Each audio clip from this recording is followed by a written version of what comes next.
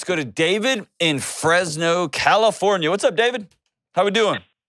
Not as good as I deserve, Dr. John, but I thank you for taking the time to talk to me. You got it, man. So let's get into it, brother. What's up? How can I help? So me and my together and one from a previous marriage. Hey, hold on one second. You cut out on me, so back up and do that one over again. Yeah. So me and my wife have been married for 3 years now. We have 2 kids, one together and one from her previous relationship. And recently we've been hitting a point where she seems to be disconnecting from me. A couple months ago, we hit the point that I felt was financial ruin. And the first time in my adult life of 15 years, was late making payment for the house, for rent. And I felt like everything was crushing around me. I discovered Dave Ramsey and the Ramsey Network, and we discussed about going on a budget. Shortly after going on a budget, she was at first on board with, trying to take control of our money. And then it started to take a turn where she said that she didn't want to have anybody telling her what to do with her money. And then recently on Sunday, we were having a conversation where she told me that because of my desire to open and expand our communication, that I'm pushing her away. And I'm at a point where I'm not sure what to do. How long have y'all been together, man? 4 years. 4 years. Well, I know this much, having been married for a lot longer than that. You making this phone call is an act of bravery, and so I applaud you. It's hard. Good for you, man.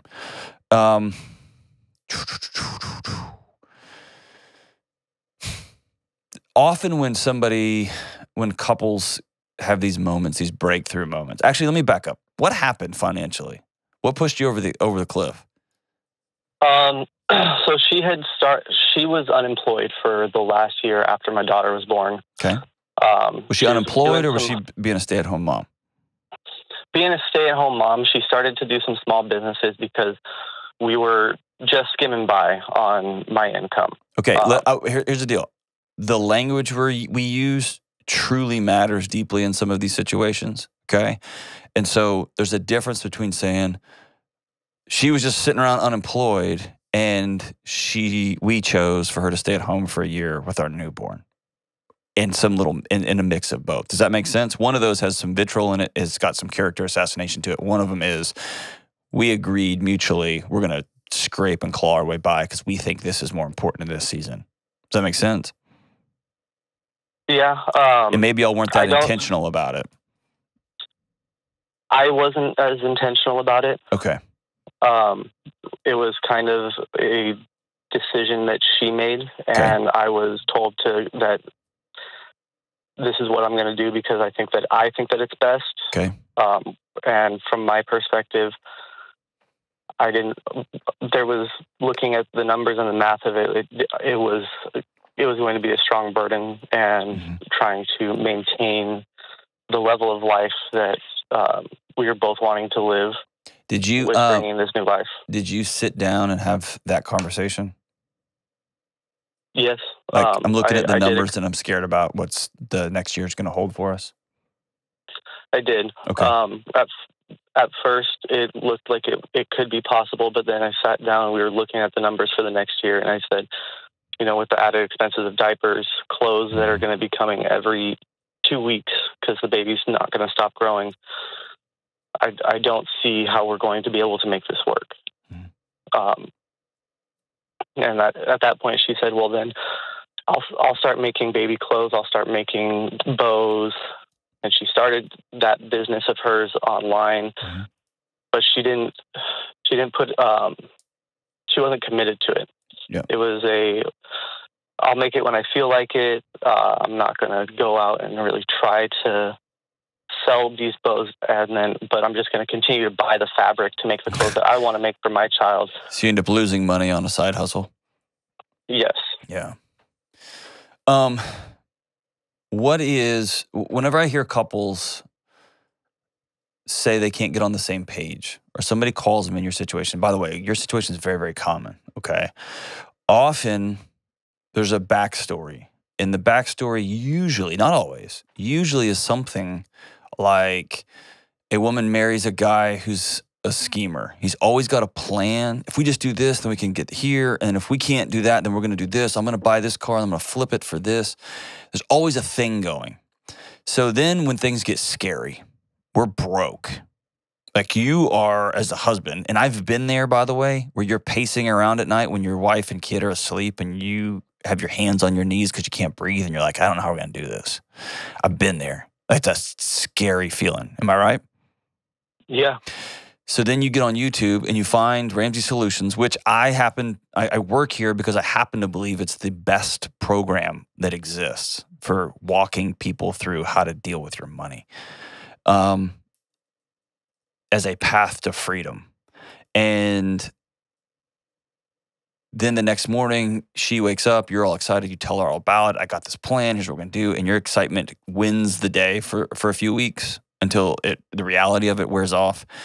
And it's less about the plan, and it's less about unification, and it's more about how it was pitched, and it's just another scheme in a long line of schemes. And so putting her aside, like I want to set her over for a second, because at the end of the day, the only thing on planet Earth you can control is you, and that you can deal with. Do you have anger issues? Do you have frustration issues? I hear in your voice resentment. I hear in your voice like you're done and now you don't know what to do. Or I hear you in your voice giving up. And it might be financially, it might just be you're exhausted, it might be you're done with the marriage. I don't know where you are, but I can feel it on you. Tell me where you are. I'm getting to the point of burnout. Okay. Between working full time, I was able to get to a point where I got into a job and pursuing a career that I love and I'm super passionate about. And I got excited because I finally went from working in a job for a job and instead of working in a vacation as a vocation. Okay. And what's that job? What are you doing? So I work in a recruitment team. Okay. I do entry-level recruitment specifying in veterans and people with disabilities. Love it. Awesome. And that's good work. That serves everybody, right? That's fantastic. And are you good at it? Yeah. Okay. I came on the team, quickly got recognized on a national level with the company. Cool. For my endeavors in the recruitment and the outreach that we do, creating community engagement across the entire nation between the company and veteran organizations. So, but you have another side to you. What is it? It feels that, I feel that I have to handle everything. Why? Who told you have to deal with everything? It's the actions. I come home from work. I pick up my daughter, go home from work, and I have to. Is your daughter at daycare? She stays with family. What does your wife do during the day? She works as a bank teller. So she is working now. Yeah, she got a job a few months ago. She's working as a bank teller. Okay. She gets home shortly after I do, if not maybe just a little bit before, but because of where she works, I pick up my daughter. Okay. It's more cost effective because it's on the way home for me rather than her driving out of her way. Absolutely. And those are I've got memories of picking up my son and taking my son to school, taking my daughter to school that are great memories. Take me here, man. You and I could unpack this for a long time. I want to. Two things I know for sure. One, I'm not getting the full picture here. Okay, I'm not calling you dishonest. There's something else here that's big. The second thing is, it sounds like one of two things is happening. Either, when I say something, I'm not getting the full picture. Either there's something that you have done or that makes you untrustworthy, or a way you respond, or you get angry, or you shut down. There's something here that is contributing to the wedge. And I don't know what it is, and that's a whole other phone call, okay? But I want you to be honest with yourself about what you bring to this. The second part of this is it sounds like two people trying to do life the way they want it to be done, and without sitting down and mapping out and saying, hey, who are we going to be together? And not about money yet, not about how we're going to raise kids yet, not about what are we doing? Like, what are we building together? Because we're now joined. We're forever in relationship. Even if we got divorced tomorrow, we are forever in relationship because we have a child together. And so who do we want to be? What do we want to become? What do we want to do? And that's a different conversation than, hey, I think I can get us out of debt. Because one of those is a scheme. The other one is, let's change everything.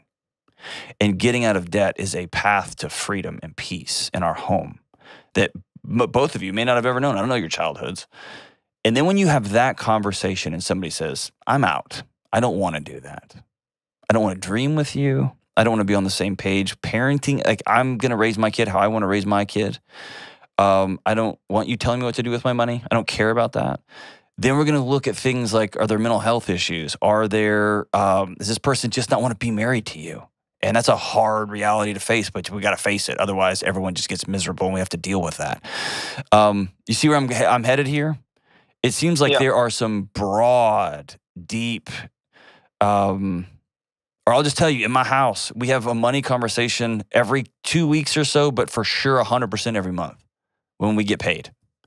We have a calendar conversation once a week. What does this week look like? What do you need from me this week? How can I honor you this week? It's going to be deposit week, so I'm going to be busier at work. It's going to be not deposit week. This is recruiting week. This is the end of the month, so we got to get our numbers up. Like it's being a part of one another's flow of life. And if somebody opts out of that, I do not want to participate in life with you.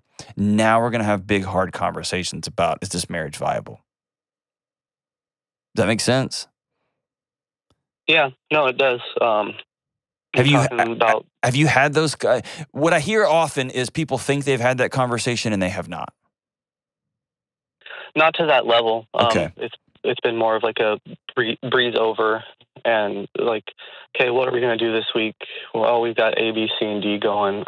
Okay, well, I can take care of this, you can take care of that, but not in the depth of, there you go. How can I help support you? Well, and what you just said is beautiful, because that's what's happened to relationships all across the country, especially during the pandemic, which is couples became great co-managers of a household.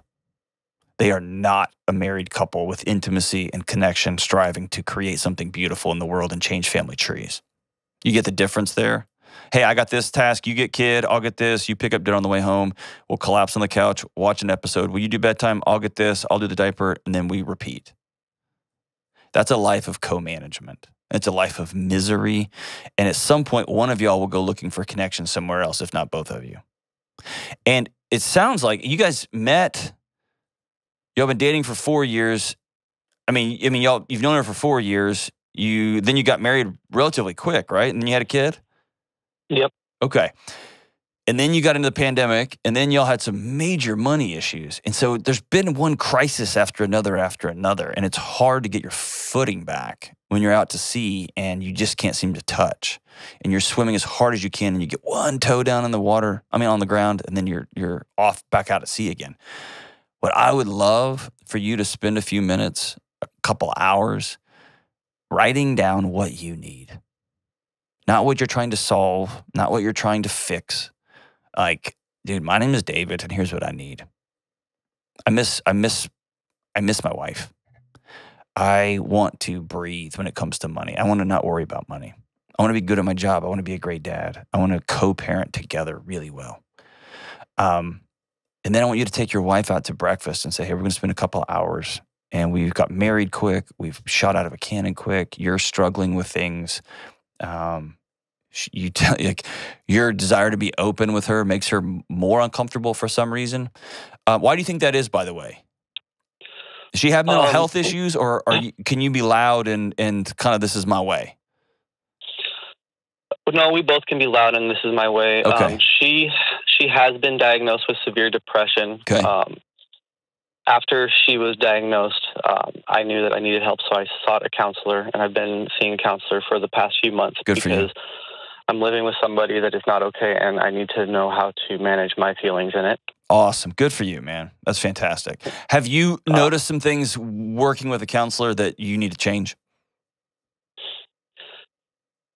A lot of what the counselor and I have been working on is understanding the functions of the behaviors in our house. Excellent. Not only mine, but hers and the kids. Mm-hmm. And then once I can start understanding the function of the behaviors, I can start addressing my reaction.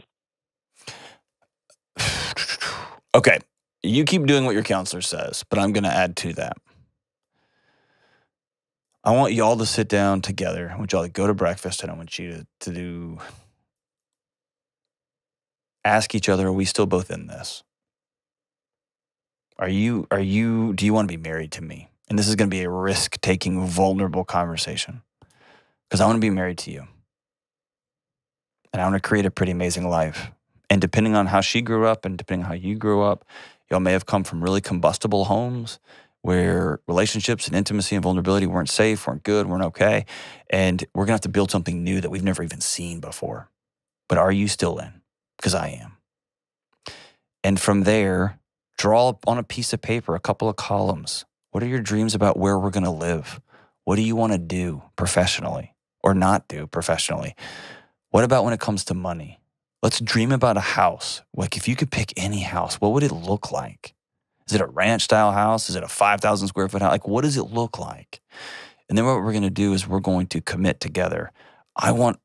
We both want to see these things come to fruition. What do we have to do? And then goes back to what your counselor's talking about, our behaviors. What do we have to change in our everyday life to make this stuff happen? And now you are in it together. And one of those tools is getting out of debt. One of those tools is healing your marriage and your relationship. So here's what I'm going to do for you, man. I'm going to send you, stay on the line, and Jenna's going to pick up. I'm going to give you a year subscription to Ramsey Plus. All of the financial piece videos, all of the Every Dollar app that all of us use around here because it's the best on the market, to help keep track of all your spending. And it helps your wife can buy something over here and I can buy something over here, and it all dumps into the same app, which is great. And I'm also going to send you a copy of my book, Own Your Past, Change Your Future. It's about saying, okay, here's what happened, and now what are we going to do next? So I'm going to give you all a bunch of tools, but I want you to sit down and have a true conversation with your wife at a retreat, not at home, not in a fight. This is a beautiful planning opportunity and a risk because she might say, hey, I want out. I do not want to be with you. And then y'all have to deal with what comes next after that. But I don't think she's there. Start there and let's build something new. Let's create a picture of where we're going to live into. And then we're going to get the tools, and I've given you a bunch, a couple $100 for the tools, and we're going to reverse engineer this thing. And then we're going to go make it work day by day by day. Okay? Give that a shot. And it may be time for marriage counseling for both of you. She's struggling with mental health. You're struggling to love her in new ways and different ways and to act differently. It may be good for both of you all to go see somebody together. All right? I'm proud of you, David. Check back in with me and let me know. I'm going to walk alongside you on this one.